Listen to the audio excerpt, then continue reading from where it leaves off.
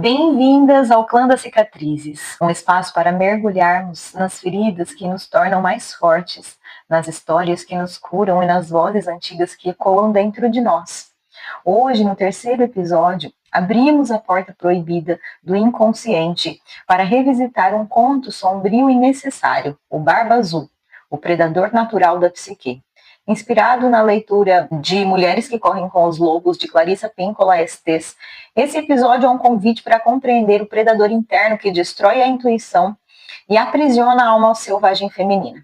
Eu sou Gabriela, professora, mãe, filha, mas, sobretudo, mulher, em busca de ser quem realmente é e em busca de me sentir segura para me sentir livre.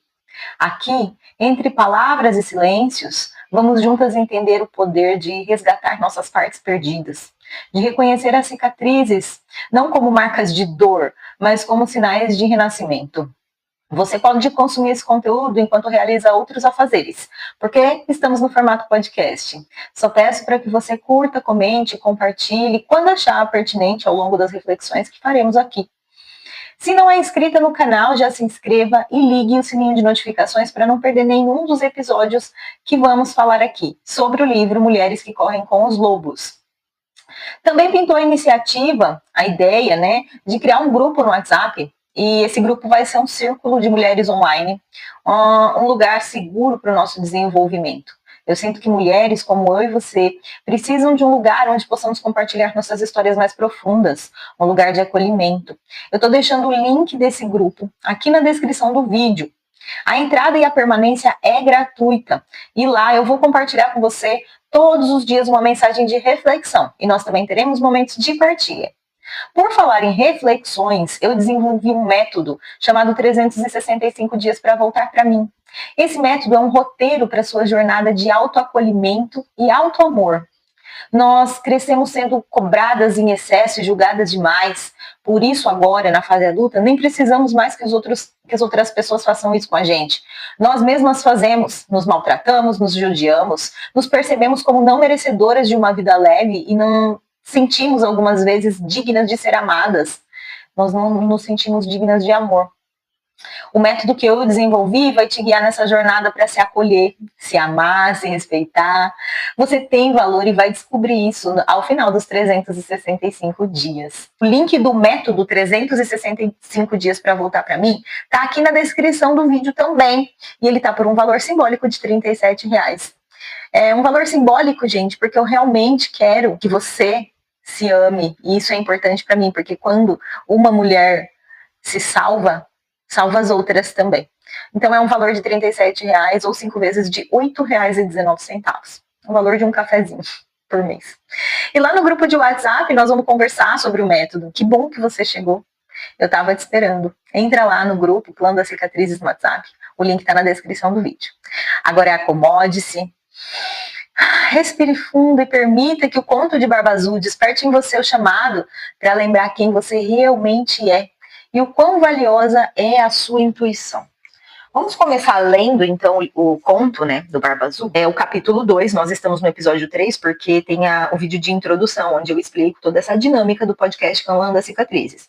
Se você ainda não assistiu a introdução, vai lá na playlist Clã das Cicatrizes e assiste a introdução. Assiste não, ouça, e depois, no capítulo 1, eu já contei a história de La Loba. E agora a gente está no capítulo 2, o Barba Azul. Existe uma mecha de barba que fica guardada num convento de freiras brancas em montanhas distantes. Como chegou até o convento, ninguém sabe. Uns dizem que foram as freiras que enterraram o que sobrou do seu corpo, já que ninguém mais dispunha a nele tocar. Desconhece-se o motivo pelo qual as freiras iriam guardar uma relíquia dessa natureza, mas é verdade. Uma amiga de uma amiga minha viu com os próprios olhos.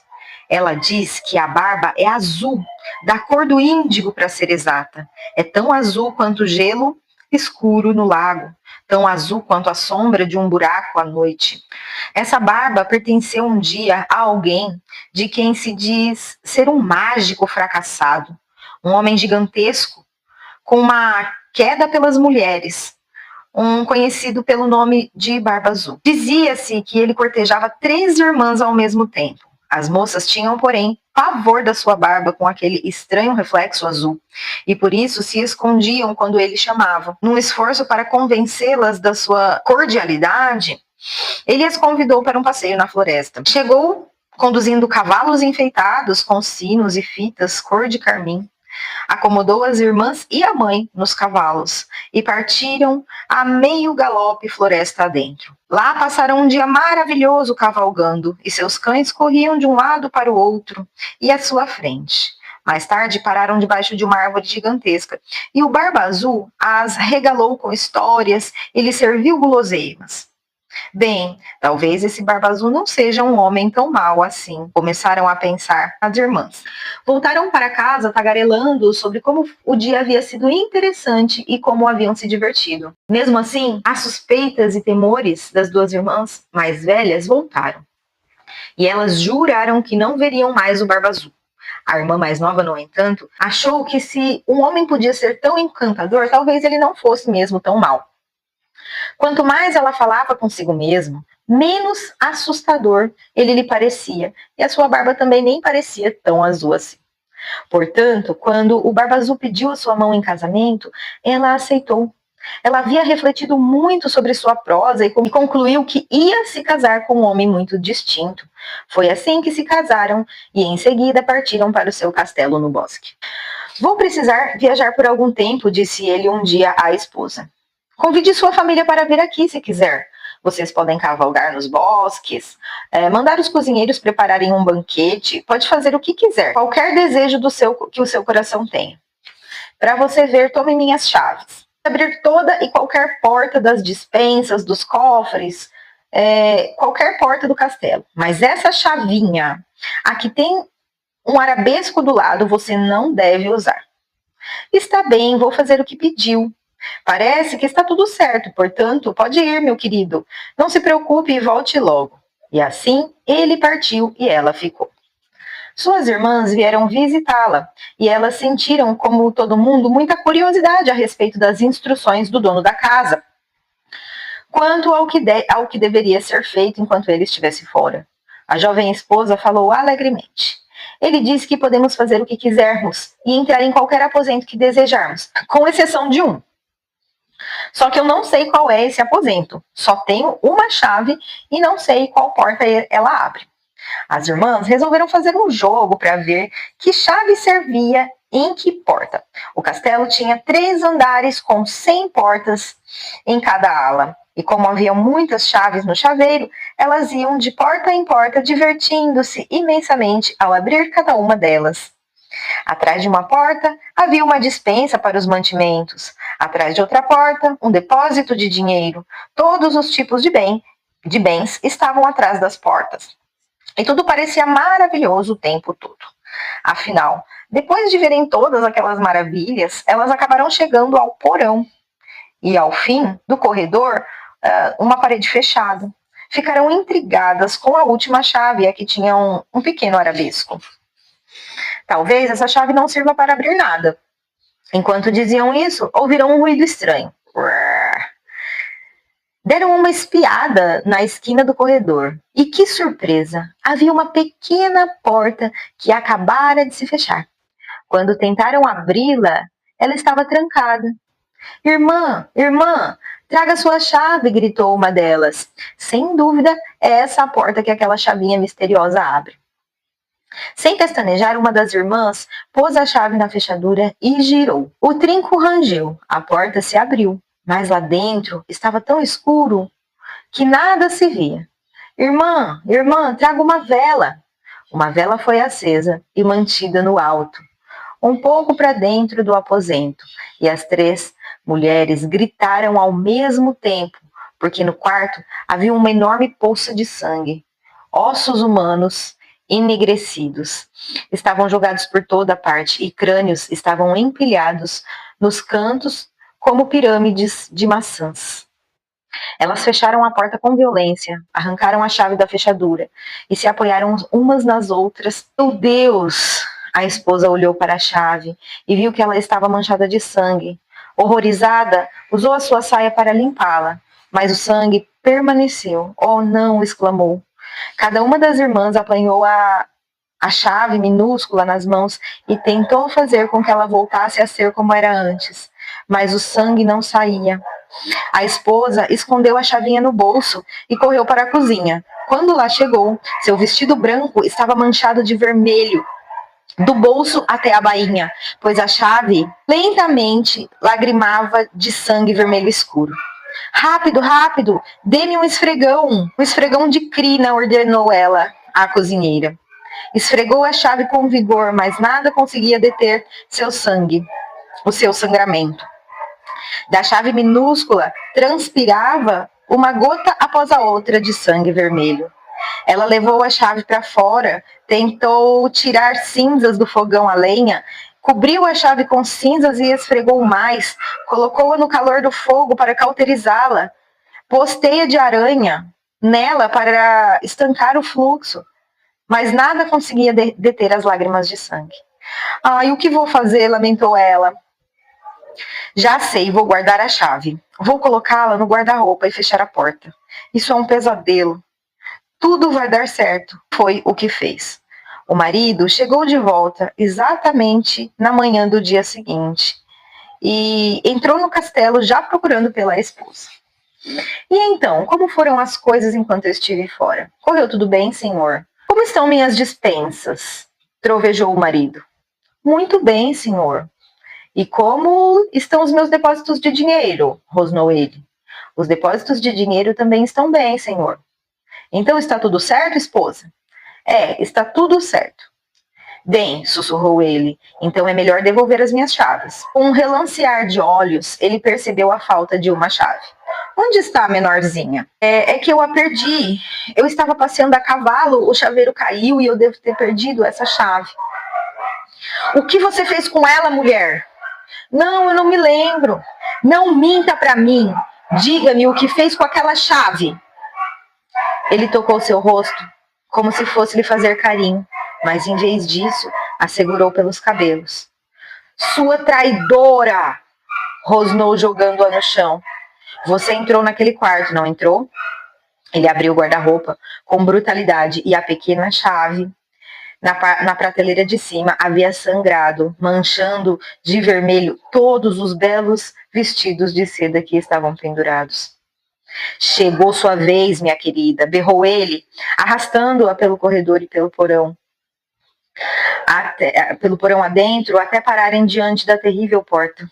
O Barba Azul apenas olhou para a porta com seus olhos enfurecidos, e ela se abriu. Ali jaziam os esqueletos de todas as esposas anteriores. Vai ser agora, rugiu ele, mas ela se agarrou ao batente da porta sem largar, implorando por clemência. Por favor, permita que eu me acalme e me prepare para a morte. Conceda-me 15 minutos antes de me tirar a vida para que eu possa me reconciliar com Deus. Está bem, rosnou ele. Você tem seus 15 minutos, mas prepare-se. A esposa correu escada acima até seus aposentos e determinou que suas irmãs fossem para as muralhas do castelo. Ajoelhou-se para rezar, mas em vez de rezar, gritou para as irmãs. Irmãs, irmãs, vocês estão vendo a chegada dos nossos irmãos? E as irmãs responderam, não vemos nada, nada na planície nua. A cada instante ela gritava para as muradas, irmãs, irmãs, vocês estão vendo a chegada dos nossos irmãos? Vemos um redemoinho, talvez um redemoinho de areia bem longe. Enquanto isso, o Barba Azul esbravejava para que a esposa descesse até o porão, para que fosse decapitada. Irmãs, irmãs, estão vendo nossos irmãos chegando? Gritou ela mais uma vez. O Barba Azul berrou novamente pela esposa e veio subindo escada acima. Estamos vendo nossos irmãos, exclamaram as irmãs. Eles estão aqui e acabam de entrar no castelo. O Barba Azul vinha pelo corredor na direção dos aposentos da esposa. Vim apanhá-la, gritou ele. Suas passadas eram pesadas, as pedras do piso se soltavam, a areia da argamassa caía esfarinhada no chão. No instante em que o Barba Azul entrou nos aposentos com as mãos esticadas para agarrá-la, seus irmãos chegaram galopando pelo corredor do castelo, ainda montados, entrando assim no quarto. Ali, eles encurralaram o Barba Azul, fazendo com que saísse até a balaustra. E ali mesmo, com suas espadas, avançaram contra ele, galopeando e cortando, fustigando e retalhando até derrubá-lo no chão, matando afinal e deixando para os abutres o que sobrou dele. Gente, essa história do Barba Azul, só lembrando como que a gente precisa interpretar, né, tudo isso, todas as histórias deste livro, Mulheres que Correm com os Lobos. Todos os elementos da história fazem parte da nossa psique feminina, né? Então, mesmo o Barba Azul, que é o predador natural da psique, ele tá dentro de nós, ele também é a gente, né? Clarissa nos mostra que Barba Azul não é apenas um homem cruel, ele representa o predador psíquico interno, aquele que vive dentro de cada uma de nós. A força que tenta silenciar nossa intuição, nossa voz selvagem e criativa. Então, vocês lembram que lá no início da história, o Barba Azul cortejava as 3 irmãs, né?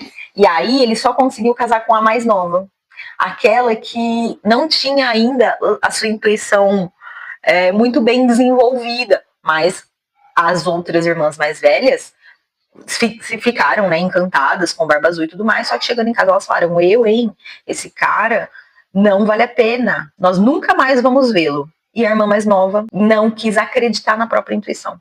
Falou, a barba dele nem é tão azul assim, ele nem é tão malvado assim, vou casar com ele, parece uma boa ideia. Barba Azul é o arquétipo do destruidor da consciência. Então, é quando nós mesmas nos enganamos, né?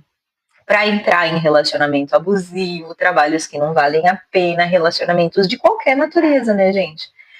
Que acabam nos prejudicando de alguma forma, matando a nossa criatividade, fazendo com que a gente não se sinta bem naquele, enfim, relacionamento ou ambiente. Ele aparece na mente feminina quando ela ignora os sinais de perigo, quando cala a sua voz interior. E daí, gente, a menina casa, né? A irmã mais nova casa com o Barba Azul e ele dá orientações para ela quando ele vai viajar, né? Você pode usar todas as chaves do castelo, menos abrir a porta que é destrancada com essa chavinha aqui, que era a chavinha pequenininha.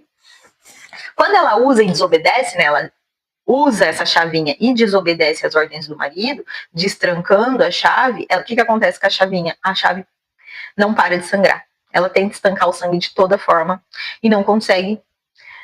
Isso simboliza o quê? Né? A chave ensanguentada simboliza o conhecimento que não pode ser esquecido. Uma vez que a mulher vê a verdade, não há como voltar atrás. Tipo, não tem como desver. Então, por exemplo, num relacionamento abusivo, né? Eu vou trazer situações aqui da nossa vida cotidiana e que podem acontecer e que acontecem com muitas mulheres. Qual que é o primeiro sinal? Né?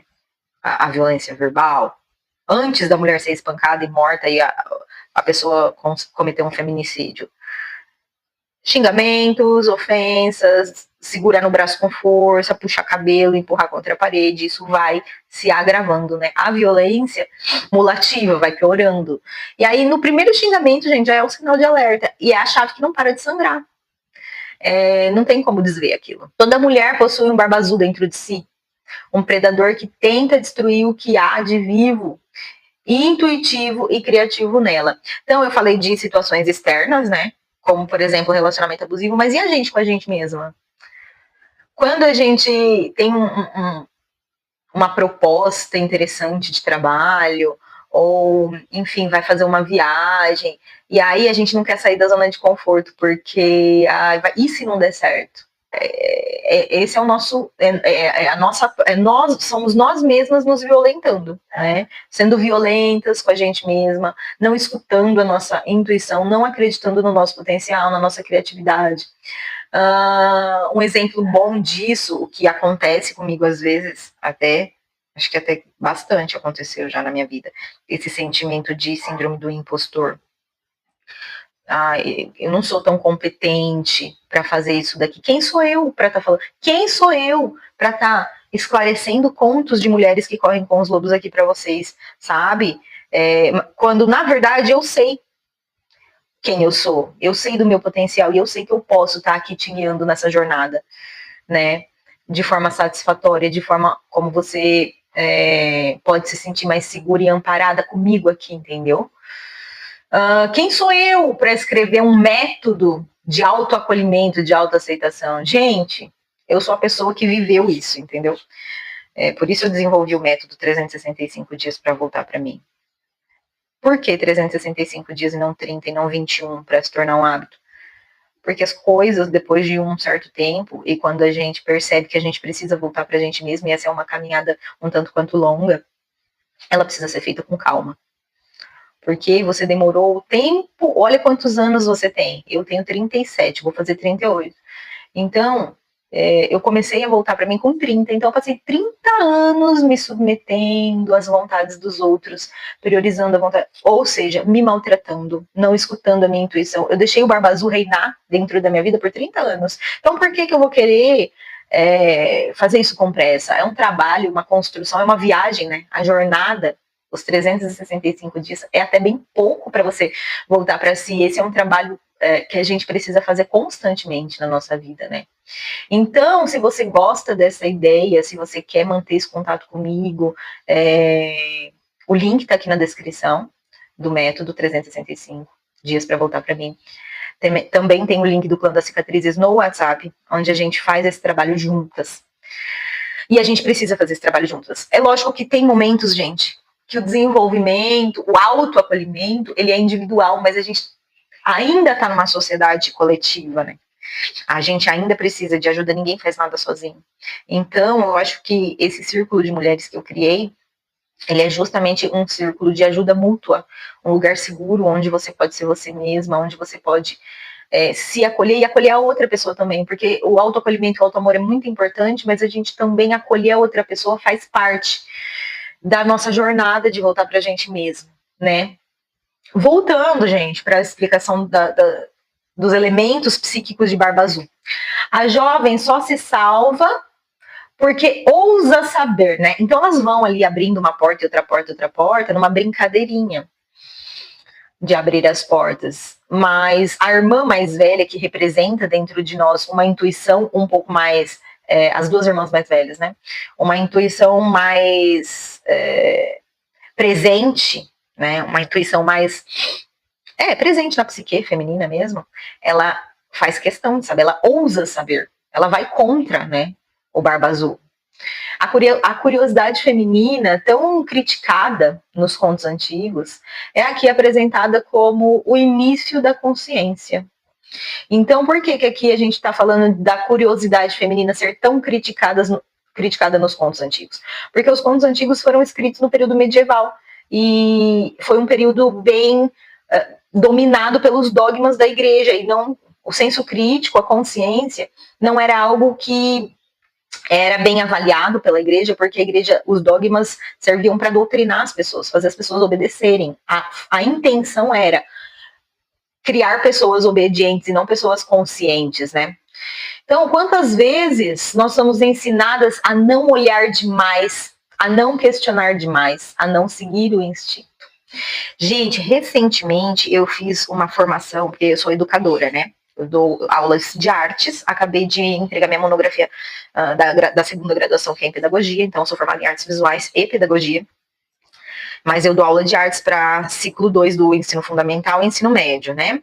E aí eu fui escolhida pelo meu gestor de uma das escolas onde dou aula em 4 escolas. O meu gestor me designou a função de ser a escuta afetiva. Então, quando uma criança, um adolescente, dentro do meu âmbito escolar, ele se abrir com algum professor ou até mesmo comigo sobre sofrer violência, eu fui ter essa formação sobre o que fazer, né? Qual órgão acionar, como fazer com que essa criança não sofra mais tendo que contar para uma outra pessoa, como a gente age nesses momentos. E dentro dessa formação, eu trabalho em escolas particulares, tá? Onde a gente acredita que as violências contra a criança não acontecem, mas elas acontecem. Só a gente pensa que é com menos frequência porque não chega, né? As denúncias não chegam, as famílias abafam, enfim.